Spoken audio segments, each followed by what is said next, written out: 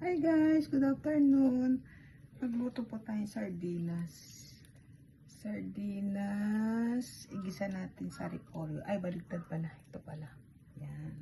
Naligo ako. Pwes, sibuyas, bawang. Yan, magisa na po tayo. Pakinggan nyo po yung uwak ko. Nagaano yung uwak. Ayun. Yan.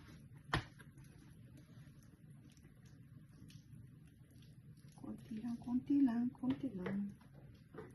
Luto po tayo ng sardinas.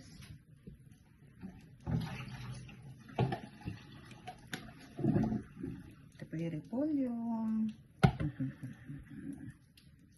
Yan na. Kasi gusto ko po talaga ng sardinas. Bawang.